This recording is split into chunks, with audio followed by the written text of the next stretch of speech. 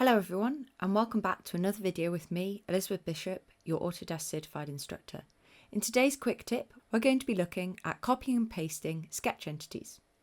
So inside Fusion, you can use a window select to be able to select all of the sketch entities that you'd like to copy.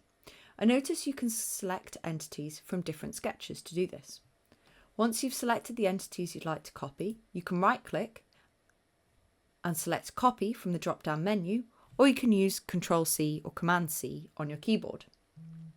You can also select the entities by clicking on the specific entities that you would like to copy. For example, if you just wanted these construction lines and the circle, you can hold down the Shift key to select all of those. Note that what you can't do is select a profile to copy, as this won't allow you to copy that particular profile. It needs to be the specific sketch entity.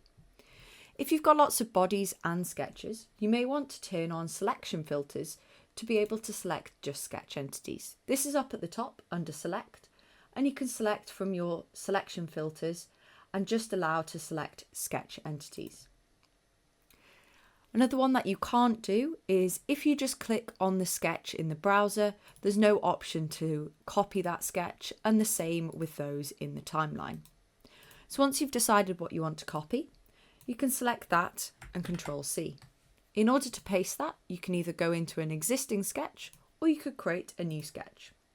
And then Ctrl-V or right-click and paste to pop those down. You notice that some of the constraints copy over, for example, the parallel constraints, but that we're not constrained to the origin. So you may need to add in some of your constraints and dimensions. One that sometimes trips people up is the move and copy function.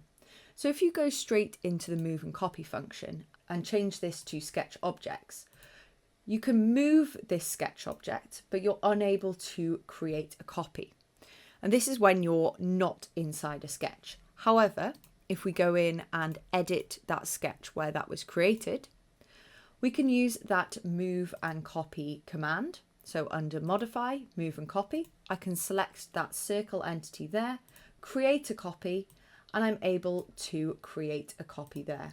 You notice when I copy that, it doesn't keep that constraint of the horizontal and vertical above the origin there, and you'd need to re-add in those constraints or dimensions as you needed. So there we go. There's a few quick tips on copying and pasting sketch entities. If you've liked this video, give it a thumbs up, and if you've got any questions, please do post them in the comments section below. I'll see you in the next video.